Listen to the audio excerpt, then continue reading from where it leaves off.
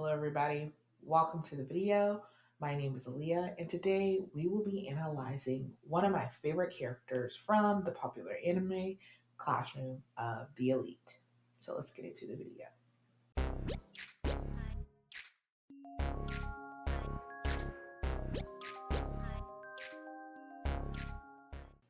One of the things that make the protagonist of this series very compelling is that he is an unreliable narrator.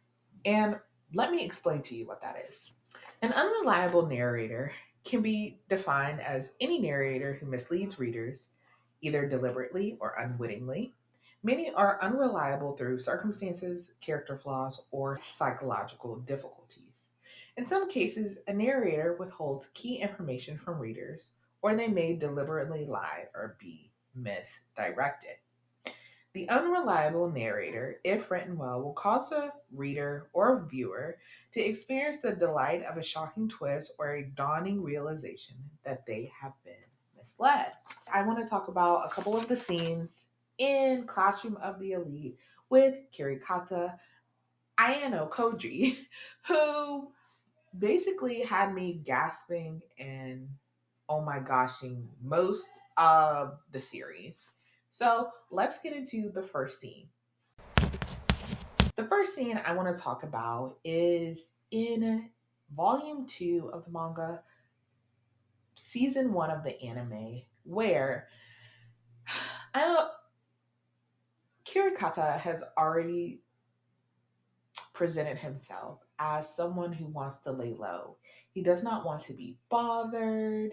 He seems disinterested with people, kind of socially awkward. You can tell that his interactions with Suzune and some of the other females on the cast are very green, as if he's never been around women before. So he doesn't really know how to speak or carry himself. But one thing that he is a master manipulator. In this scene, we see Kirikata basically listening in on Suzune's conversation with her older brother, who happens to be on the student council. Not only that, but he follows her into like this dark alley where they're having a conversation. And while Suzune and her brother are discussing things, and he's basically berating her for being a silly little girl, and she still wants to be seen as a good sister in her brother's eyes, her brother takes a swing at her. Or at least that's how it is perceived by Kirikata. So he moves into action and basically defends Suzune. The older brother doesn't like this. Mind your business, boy. And he says no. And they get the swinging, right? No, like prep, no warning. And all of a sudden, this boy who lays low, who doesn't want to be bothered, who has intentionally downplayed his abilities, reveals that he is strong enough to evade very swift attacks from an aggressor. And not only that, but it seems as if he's able to counter like he has studied some kind of martial arts. And so Suzune, this is her first time getting a glimpse into actually who he is and decides that there is something extra I need to know about this guy. So that was the first scene where I thought, oh wow, okay, he's hiding something, but for what reason? In volume 3 of the manga, and still a little bit of the first season, Ken Sudo, he is a basketball player that attends the school, and he is being framed by upperclassmen. Ken's character is very hot-headed, jock, Chad, bro type of individual. He's not all that smart. He's not an intellectual. He just wants to play basketball and fulfill his dreams. And he cannot be bothered with studying. Because he is so short tempered and hot headed, that gets him into a lot of trouble. And so, older classmen have brought a class suit against him, saying that he assaulted 3 of them in the stairwell, and the only witnesses, of course, are them. So it is a he said, she said battle. Now, the reason that Suzune and Kirikata are involved in this student council issue is because Suzune has declared that she wants to climb the ranks and bring Class D to Class A. And she will not be able to do that if a student is expelled or suspended from the school. Class D will forever be Class D. So, Kirikata, already having promised to help her achieve her goal, using her as a smokescreen, decides that he is going to help her. During the middle of this arc, there are several characters who come into play. The first one being Eri. Eri is a model and she hides her identity basically by wearing glasses and having long hair. I don't, it's alluded to that she takes kind of suggested lewd photos, but who knows? She could just be a model. Well, one of the clerks that she basically takes her camera to get service knows who she is. So he begins to harass her through text messages, online chats, whatever form that there is. Kirikata knows this. Ari comes and says that she has evidence that they were all in the hallway that day.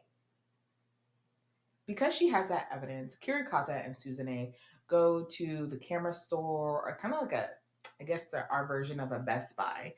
And while she is getting her film developed, he notices that the clerk likes her in a sexually harassing way and takes note of it. Doesn't say anything, but is very quiet and just keen to observe. Then, once that information is needed in the student council, he pushes her forward to say, hey, you need to come out and talk about this. It could really help the class. All still in an effort to get Suzune what she wants. Wow, once that is done, Ari is just kind of thrown to the wolves. And by thrown to the wolves, I mean she is left to experience some character development. We'll come back to this. Now, with the necessary evidence that they need, they can present evidence to the student council. At this point in time, Suzune decides that we have done enough. If he is expelled, it is fine. He shouldn't be such a hothead. Then Kirikata sneakily whispers in her ear that if she allows this to continue, she may not reach Class A. And this is where I begin to see that Kirikata plays on the desires or the weaknesses of the people around him in order to, one, manipulate them, and two, achieve the result that he wants.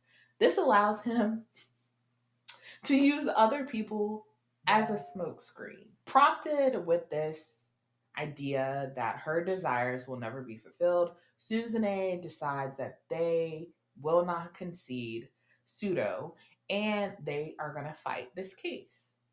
Of course, Kirikata has something up his sleeve. He goes back to the scene of the crime and he notices that there are no cameras in this hallway. And to plant false evidence to get them to drop the class suit against them, he plants cameras. He and Ichinose, which is the class leader of B.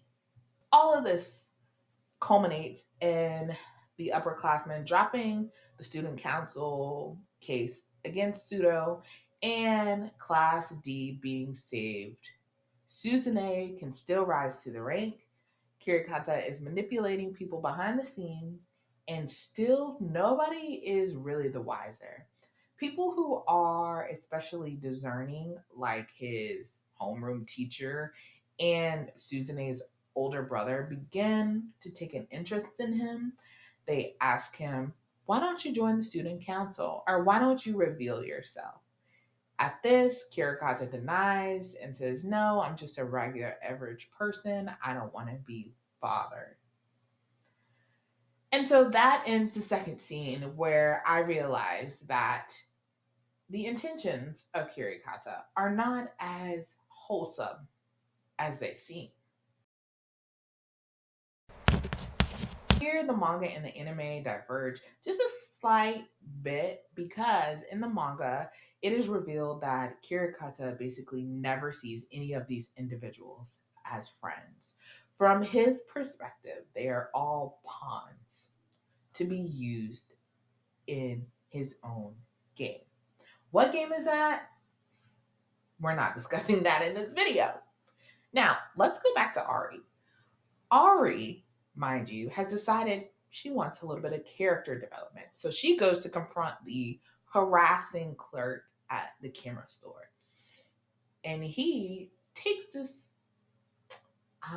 opportune time to basically make a pass at her, advance on her in a sexual manner, and finally remembering where Ari is, Kirikata goes, he brings Suzune, and they go help Ari out of this predicament. They've called the police, or at least they've threatened the guy that they've already called the police and get him to back off. At this point, when Kirikata saves her, they don't say it in the anime, I think, but in the manga, he distinctly says, "This one is too weak. I can't use her." And I thought that was just a ludicrous statement to say after saving somebody.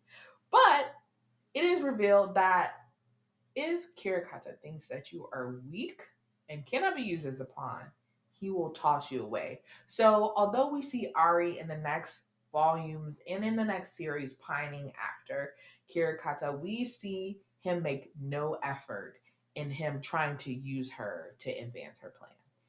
He has already dismissed her, saying that she is not usable. All right.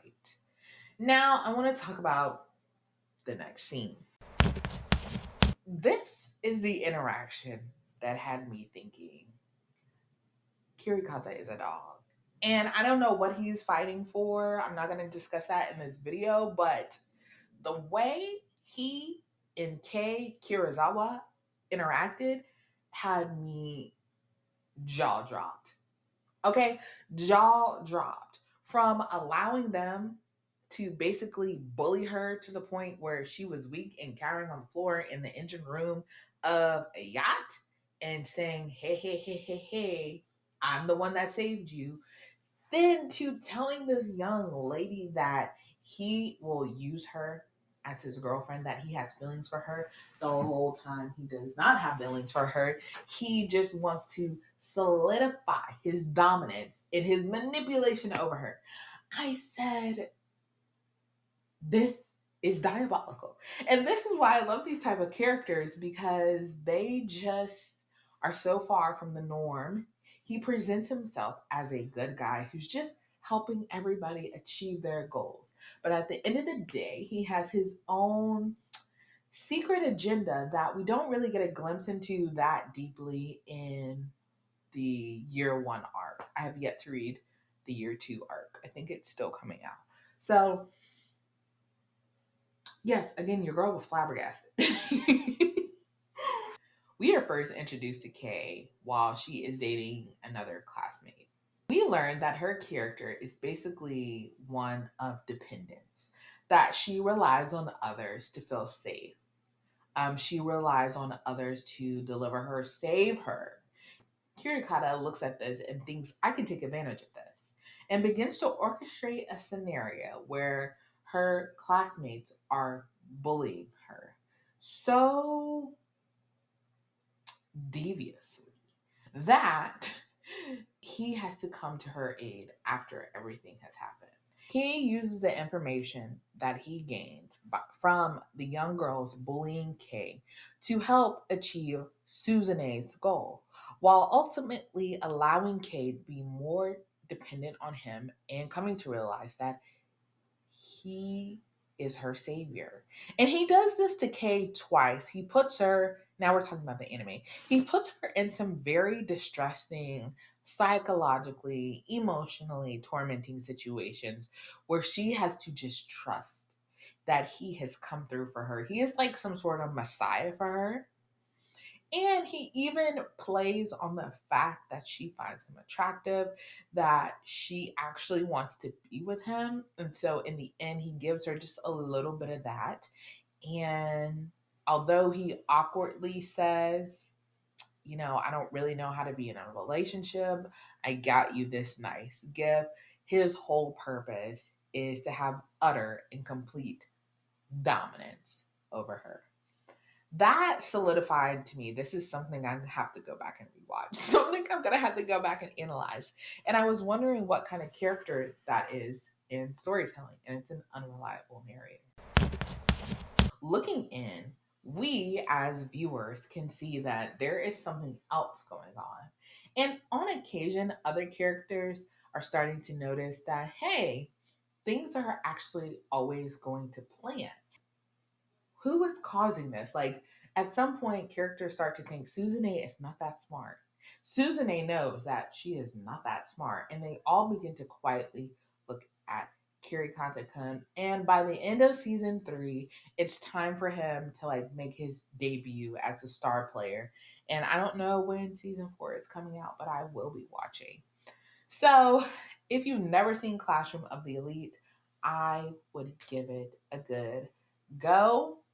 If you like psychological thrillers or suspense filled animes, that's going to be your best bet just for like a comfort watch as well. If you really like those things and you find them intriguing,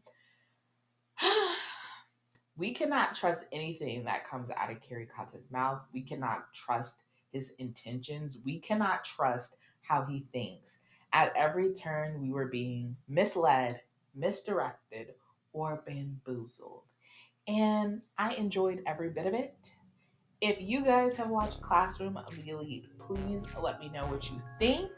Give this video a like, subscribe, and thank you so much for watching. I will see you guys